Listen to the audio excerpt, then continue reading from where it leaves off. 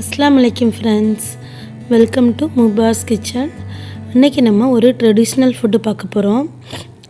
தக்கடி. இது நல்ல ஒரு ஹெல்த்தியான டேஸ்டியான ஃபுட். இத நம்ம வறுத்த அரிசி மாவுல பண்ணக்கூடியது. மட்டன் தலை, அப்புறம் மட்டனோட எலும்பு, சிக்கன், பிரான் இந்த மாதிரி எல்லாத்துலயுமே பண்ணலாம். சூப்பரா இருக்கும். இன்னைக்கு நம்ம மட்டன் தக்கடி எப்படி பண்ணலாம்னு பார்க்கலாம். ஃபர்ஸ்ட் மட்டன் நம்ம வேக வச்சிரலாம். அதுக்கு ஒரு குக்கர் எடுத்து வச்சிருக்கேன். அது நமக்கு ஓரளவுக்கு சூடான உடனே அதில் ஒரு 2 டேபிள் ஸ்பூன் எண்ணெய் விட்டுருக்கேன். ஸ்பைசஸ் நார்மலாக நம்ம பிரியாணிக்கு என்னெல்லாம் போடுவோமோ எல்லாமே போடலாம். இல்லை இதெல்லாம் இல்லைன்னா கூட ஏலக்காய், பட்டை, கிராம்பு 3 போட்டாலும் போதும். நம்ம இதோட அளவு எல்லாமே நான் டிஸ்கிரிப்ஷன் பாக்ஸில் உங்களுக்கு கிளியராக கொடுத்துருக்கேன். வேணுங்கிறவங்க செக் பண்ணிக்கலாம். இது ஓரளவுக்கு நமக்கு செவந்த உடனே வெங்காயம் ஓரளவுக்கு மீடியமாக கட் பண்ணியிருக்கேன். 200 கிராம் இருக்கும். 200 கிராம் வெங்காயம். இது நமக்கு ஓரளவுக்கு வதங்கினா போதும்.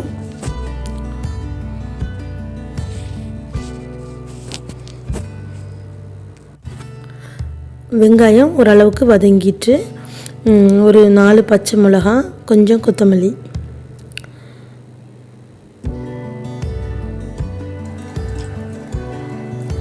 இஞ்சி பூண்டு பேஸ்ட் ஒரு 2 டேபிள் ஸ்பூன்,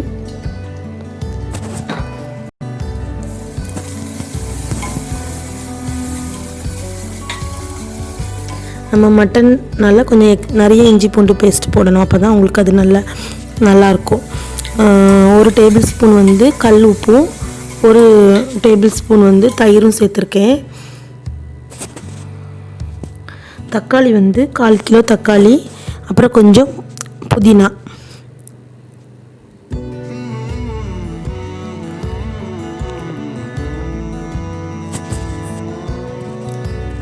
மட்டன் நல்லா மஞ்சள் உப்பு எல்லாம் போட்டு க்ளீன் பண்ணி எடுத்து வச்சுருக்கேன். இது ஒரு 1.5 கிலோ இருக்கும். நமக்கு முள்ளும் கறியுமா இருக்கணும். தக்கடி பொறுத்த வரைக்கும் அப்போ தான் உங்களுக்கு நல்லாயிருக்கும். வெறும் கறியில் போடுறத விடவும் நம்ம முள்ளும் கறியுமா இருக்கிறதுல உள்ள பீஸ் போட்டால் தான் நல்லாயிருக்கும்.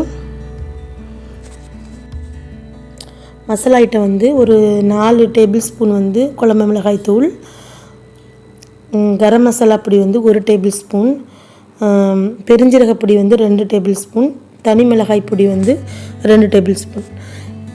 நம்ம மொத்த தக்கடிக்குமே இதுதான் மசாலா. இப்போ நம்ம மட்டன் வேகத்துக்கு தேவையான தண்ணி நான் வெந்நீர் ரெடியாக போட்டு வச்சுருந்தேன், ஹாட் வாட்டர். அது நம்ம தேவையான தண்ணி சேர்த்துக்கலாம். சேர்த்துட்டு உங்களுடைய மட்டன் வேக எவ்வளோ விசில் போட்டு எடுக்கணுமோ அந்தளவுக்கு நீங்கள் போட்டுடுங்க. நான் ஒரு 5 விசில் போட போகிறேன். நமக்கு அங்கே கறி வெந்துட்டு இருக்குது. இங்கே மாவு, அரிசி மாவு நான் சம்பா அரிசியில் உள்ள வறுத்த மாவு எடுத்திருக்கேன். இது 1.5 கிலோ எடுத்திருக்கேன். இதுக்கு தேவையான உப்பு ஒரு 1.5 டீஸ்பூன் போட்டிருக்கேன். இதை லைட்டாக மிக்ஸ் பண்ணி விட்டுக்கலாம். இதுக்கு கூட கருவேப்பிலை கொஞ்சம், பச்சை மிளகா ஒரு 6 பச்சை மிளகா நல்லா பொடிசாக கட் பண்ணிக்கணும். கொத்தமல்லி, இதில் நம்ம போடக்கூடிய எல்லாத்தையுமே நல்லா பொடிசாக கட் பண்ணிக்கணும். தேங்காய் 1.5 தேங்காய் திருவி எடுத்தது, 3/4 கிலோ வெங்காயம், இதையும் நல்லா பொடிசாக கட் பண்ணியிருக்கேன். இதை நம்ம நல்லா மிக்ஸ் பண்ணி, நம்ம புட்டுக்கெலாம் மாவு எப்படி ஒன்று போல் மிக்ஸ் பண்ணுவோமோ அந்த மாதிரி மிக்ஸ் பண்ணி எடுத்துக்கணும்.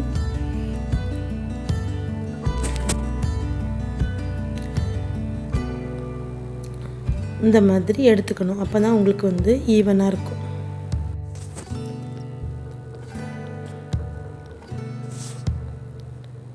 நல்லா கறி வெந்திருக்கு. இப்போ நம்ம கறியை மட்டும் எடுத்து தனியாக வச்சிடலாம்.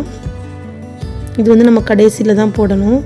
உங்களுக்கு அப்போ தான் நம்ம சர்வ் பண்ணும்போது எடுத்து கொடுக்க கரெக்டாக இருக்கும். இல்லைன்னா எல்லாம் அடியில் போயிடும்.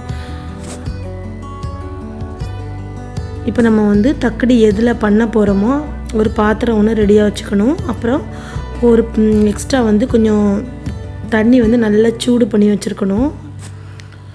இப்போ நம்ம அந்த குழம்பை விட்டுட்டு நம்ம வேக வைக்கிறதுக்கு தேவையான அந்த வெந்நீருக்கெல்லாம் சுடு தண்ணி நம்ம அதுவும் ஊற்றிக்கலாம்.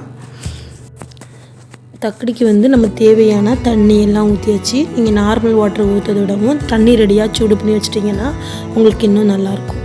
இப்போ வந்து நம்ம இதுக்கு தேவையான உப்பு போட்டிருக்கோம். இந்த ஸ்டேஜில் உங்களுக்கு வந்து டேஸ்ட்டு பார்த்துக்கணும், உப்பு கரெக்டாக இருக்கா, காரம் கரெக்டாக இருக்கா, எது கம்மியாக இருந்தாலும் போட்டுக்கலாம். இப்போ வந்து நம்ம இந்த குழம்பை எடுத்து தான் மாவு கிண்ட போகிறோம்.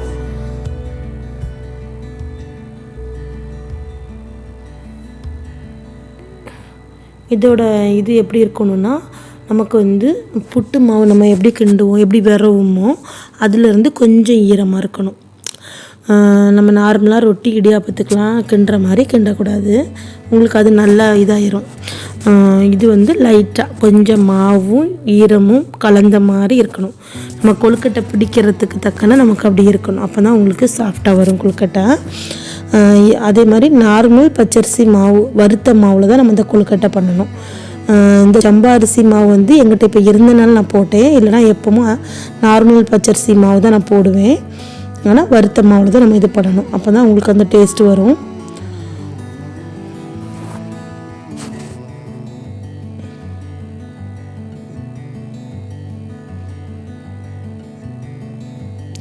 அவ்வளோதான், நான் எக்ஸ்ட்ரா இனி எந்த இதுவும் நான் வந்து குழம்புலாம் ஊற்ற போகிறதில்ல. மாவு பார்த்திங்கன்னா இப்படி தான் இருக்கணும்.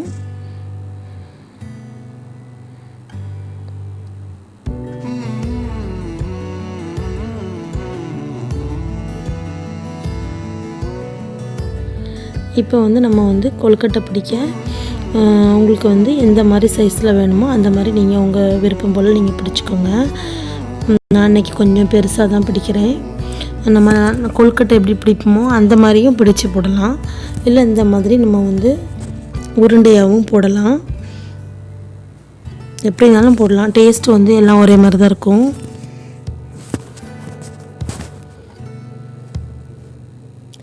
அதுக்கு நம்ம வந்து பிடிக்கும்போது ரொம்ப ப்ரெஸ் பண்ணாமல் உங்களுக்கு அந்த ஷேப்பு கொண்டு வரதான் அவ்வளோ நேரம், மற்றபடி நம்ம ரொம்ப அழுத்தி பிடிக்கக்கூடாது.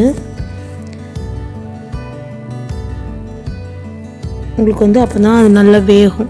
நல்லா டைட்டாக பிடிச்சிட்டிங்கன்னா அது வேக லேட் ஆகும்.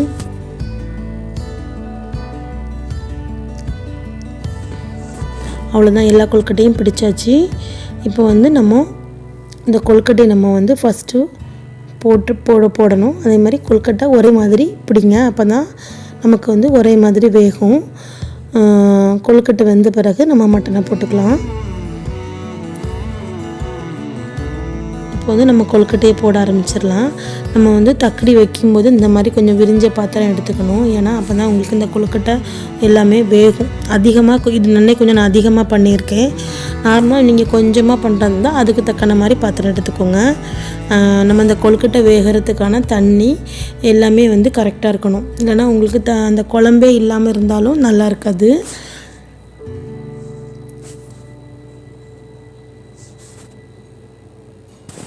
இது வந்து நல்லா வேகட்டும், நம்ம மூடி போட்டு அப்படியே வச்சிடலாம்.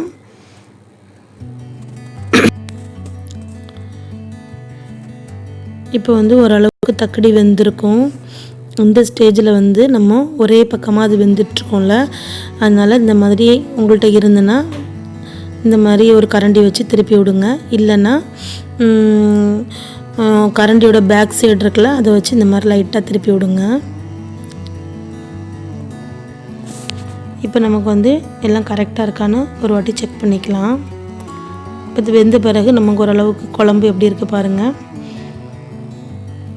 உப்பு வந்து கம்மியாக இருந்ததுனால நான் கொஞ்சம் போட்டிருக்கேன். இப்போ வந்து நல்லா வெந்துட்டு தக்கடி, நம்ம வந்து எடுத்து வச்ச மட்டனை வந்து அதில் போட்டுடலாம்.